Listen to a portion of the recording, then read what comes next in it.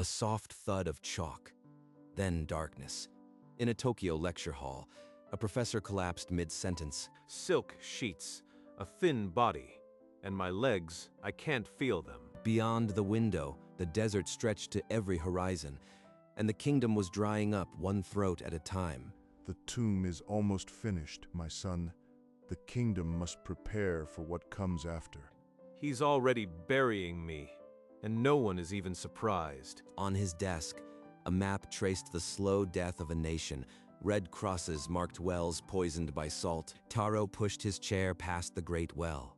Its cracked basin held only sand. But I remember things no prince should know.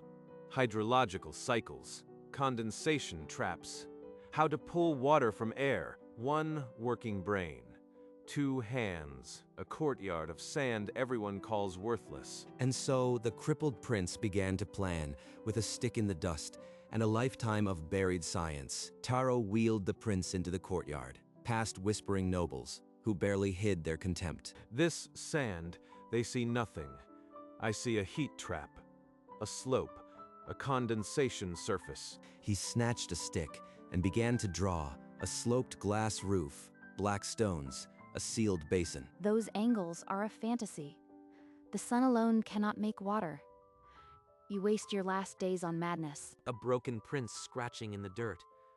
How fitting for this dying kingdom. Let them laugh. I've taught this principle to undergrads. The physics does not care about contempt. Taro, I need broken window panes, dark stones, and a basin. Find them. No questions. But, young master, the court will say... The court already believes I am a curse.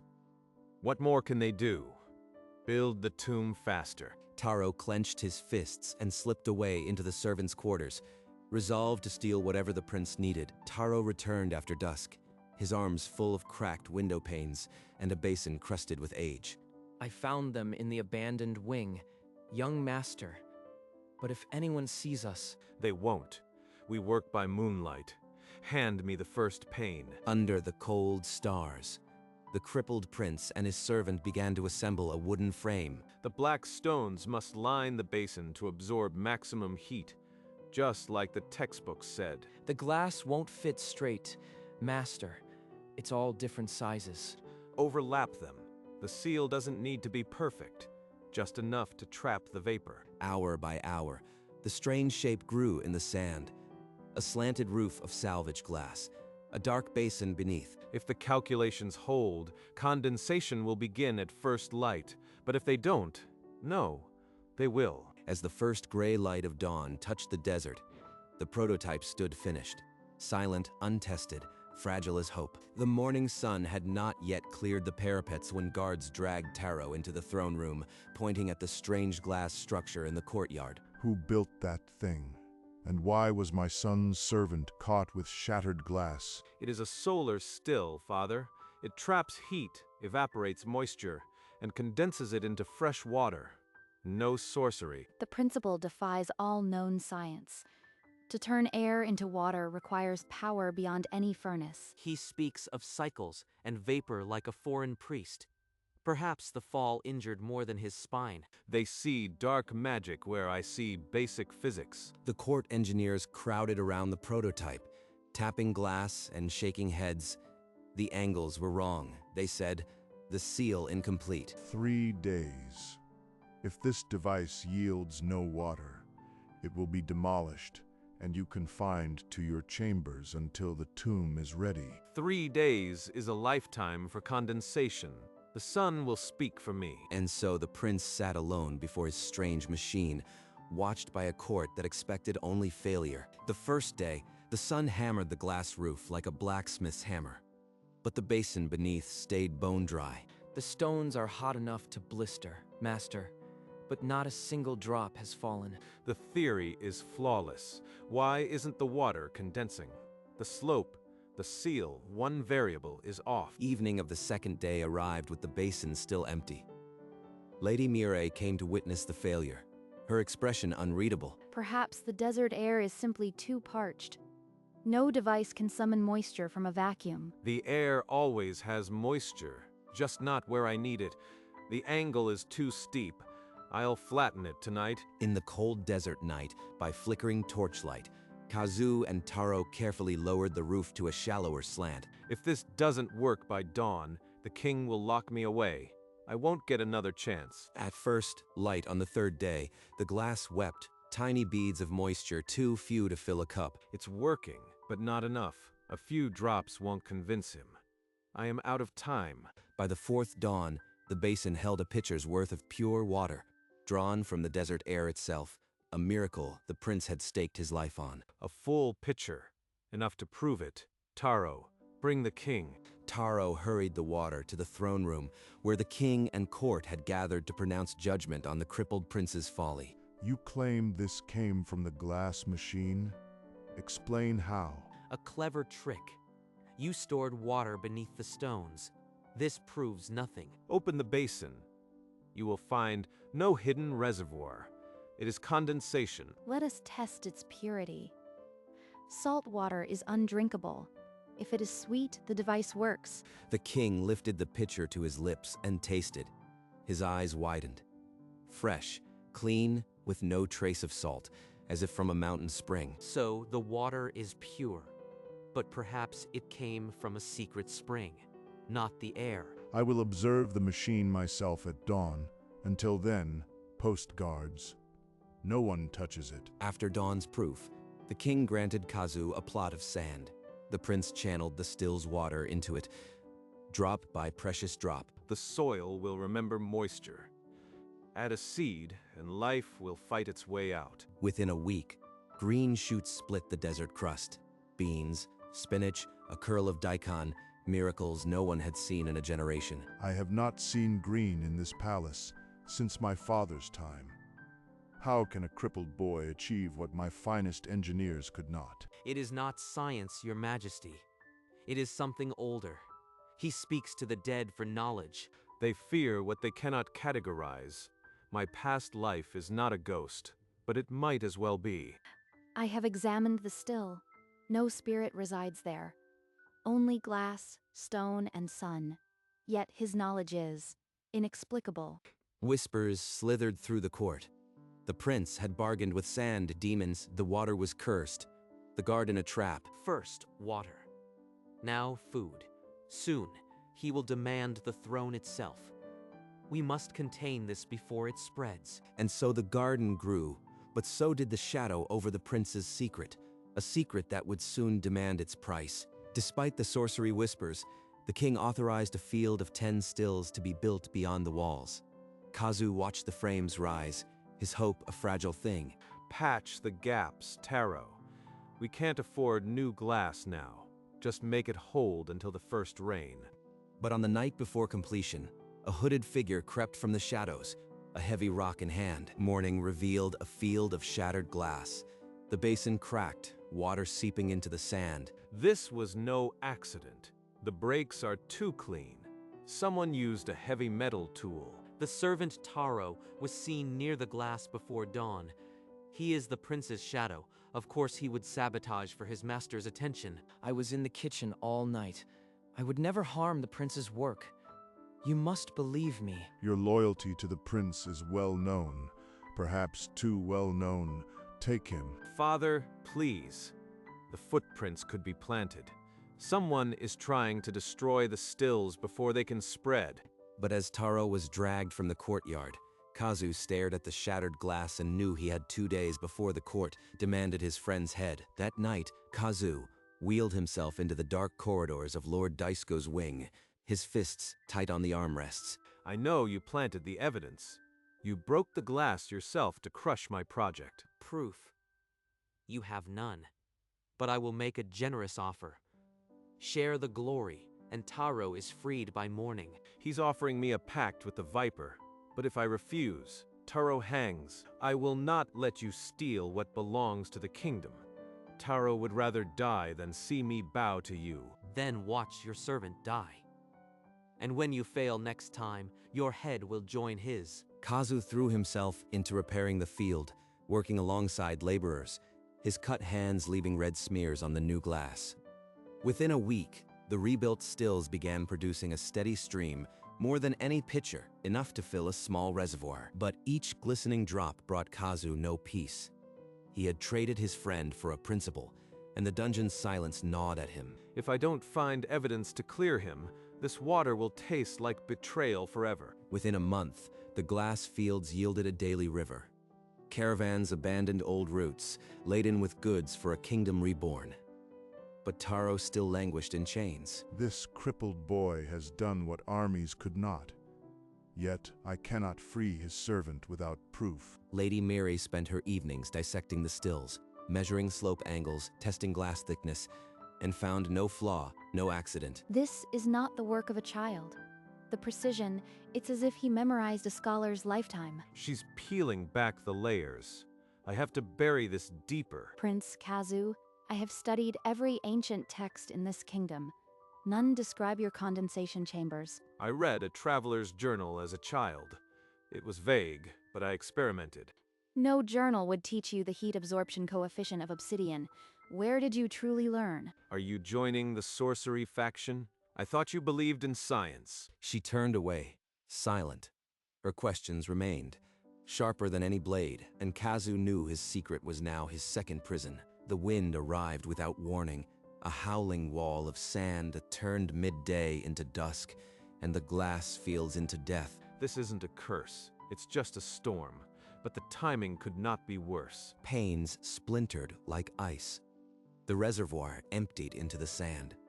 Workers scattered, their shouts swallowed by the roar. The gods themselves have shattered this blasphemy. We angered them by stealing water from the air. Our people are terrified, and so am I. No more glass until the priests have read the omens. The expansion must stop. Father, any desert kingdom sees sandstorms. This is no omen, only physics. Please do not abandon the fields. You speak of physics, but the common folk speak of curses. I must protect the throne. The work ceases. A wise decision, Majesty. Perhaps the crippled prince can pray to his glass gods in prison. Kazu wheeled alone through the wreckage, his hands brushing broken frames that had once fed his kingdom. Daisuke has won this round, but if he thinks a storm can stop condensation, he doesn't understand the science. Lady Myrei knelt before the king, pleading for Taro's release to help rebuild the fields. 3 days only. If he flees, your head answers for his. Shackled, but free, Taro raced to the wreckage where Kazu was already sketching new designs in the sand. I thought I would die in that cell. Let me work. My hands have been idle too long. We need windbreaks of stone and a shallower pitch. The glass must survive any storm. For 18 hours a day, they hammered and scraped, their fingers raw, new frames rising from the dust. From a distant balcony, Lord Daisuke watched and plotted, then turned to a cluster of fearful nobles. Look at his symbols. He prays to sand spirits, not gods. He invites a greater calamity. Despite the whispers, the field took shape. Stronger, lower, with stone walls behind, it's let the feeling finally finish naturally. That's to lead through. They fear what they don't understand. When the water returns, their superstition will drown in it. As the sun set, Kazu dragged himself through the debris. A sliver of glass glinted with a blue thread caught on it. This is the same fabric as Daisuke's robe. No servant wears indigo silk. Without waiting for dawn, he burst into the throne room, clutching the shard like a weapon. Father, I have proof. This cloth was torn from a nobleman's robe in the sabotage. Show me. If this is true, the traitor will answer. Interrupting, Lord Daisuke strode in, his smile thin as a blade. Your Highness, that cloth could have been taken from my chambers by your servant. Taro had access. I never touched his robes. He is twisting the truth. The evidence points both ways.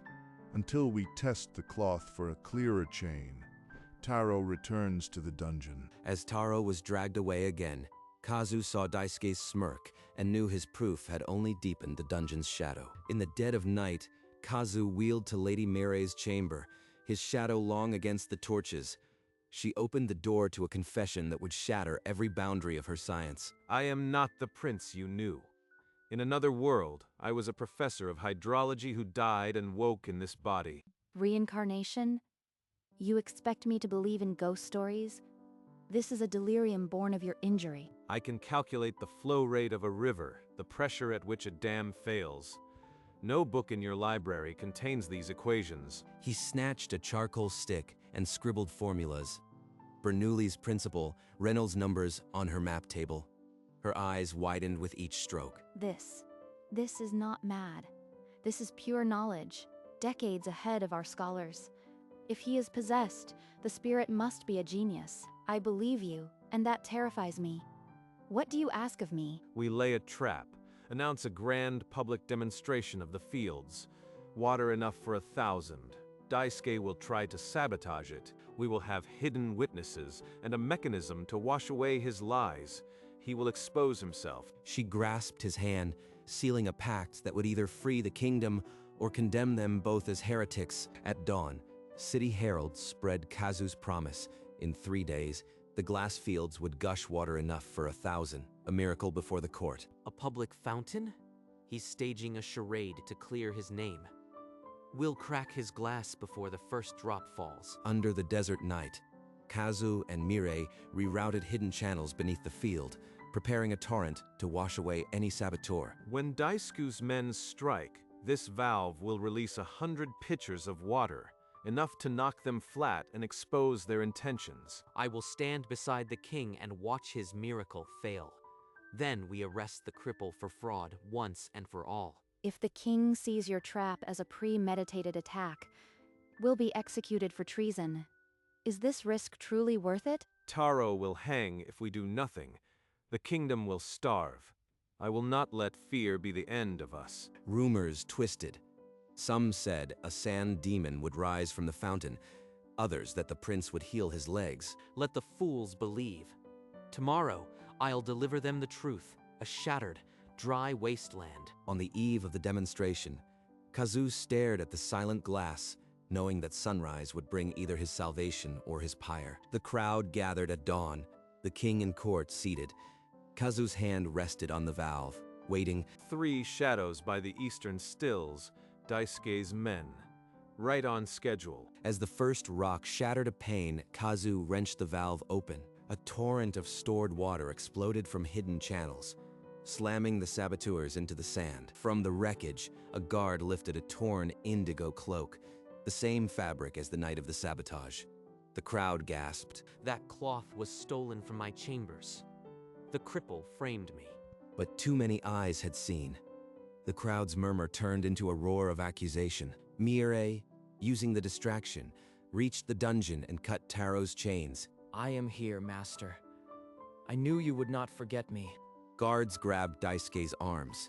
Kazu exhaled, but the weight of what came next pressed harder than ever. Daisuke tore free from the guards, a thin blade flashing from his sleeve as he twisted toward the wheelchair. The kingdom will thank me when I purge the witch.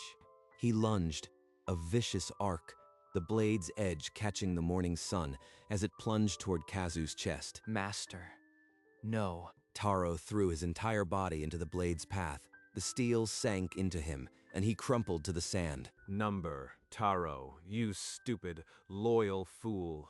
You can't die for me. The king's heavy boots thundered across the field as guards finally subdued Daisuke. Take that wretch to the darkest cell, and call the healer. I will not lose another son this day. Lady Mirei threw herself beside Taro, pressing folded cloth against the wound that wouldn't stop bleeding. In that moment, with his friend's blood pooling beneath his wheelchair, Kazu realized that some victories cost more than defeat. For 4 nights, Lady Mirei battled the fever ravaging Taro's wound, her hands never still. On the 5th dawn, Taro's eyes fluttered open. Kazu wept, his forehead pressed to his friend's hand. Did we win, master? We won.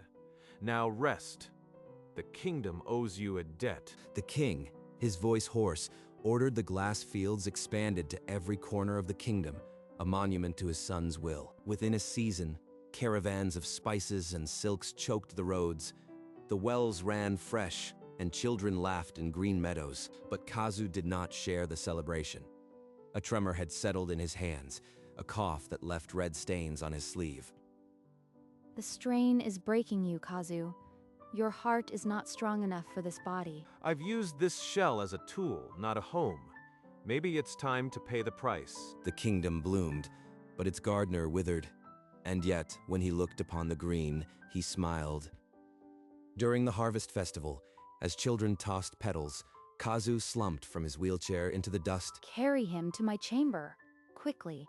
Lady Myre's examination was grim. The original spinal injury had triggered a slow internal decay, accelerated by stress. The damage is irreparable. You have perhaps 3 weeks. I'm sorry. 3 weeks. Not long, but longer than I had in my first life. I will send for healers from every land. There must be a way. No, Father. Save the kingdom's coin. I would rather spend these days ensuring the fields can outlast me. And so Kazu began to write, filling scrolls with every principle, every diagram, every secret he had carried across worlds. This body will fail, but the knowledge will stay. That is enough. Each night, Taro wheeled him to the window so he could watch the moonlight on the glass fields, his legacy already taking root. In his final days, Kazu's hands barely gripped the quill, yet he finished 7 scrolls of pure instruction, the soul of his old world bound in leather. Taro, Mire, gather close. You must become the guardians of these fields. The knowledge cannot die with me. I will learn every line, Master. I swear it on my life. The science will be preserved. I will see to it that no superstition buries your truth. I will make your fields the law of this land. No king will ever undo what you have built here. Then, on the morning the first natural rain fell, a soft gray drizzle that smelled of wet stone, the kingdom erupted in joyous cries. Propped by pillows, Kazu felt the rain's kiss through the open window, and a tear slid down his cheek, not of sorrow, but of fulfillment. The cycle is mended. The desert breathes. I can let go now. And as the rain turned to a steady drum, his hands slackened around Taro's fingers. The prince, who had turned sand into water, was gone, but outside, the rain strengthened, and the glass fields glittered like a sea of diamonds, his soul now part of the water cycle forever. The entire kingdom draped itself in white, a funeral like no other. The crippled prince carried through streets that bloomed with his own oasis. From this day, the glass fields shall be called Kazu's blessing. Let no drought ever erase his name. A statue was raised in the square, a boy in a wheelchair, one hand open to the sky, the other resting on a basin of eternal water. At its feet, a fountain fed by a hidden still, poured without end, the same water that had first dripped from salvaged glass. I will tend it every day, Master, just as I tended you. His equations are now taught in the Royal Academy.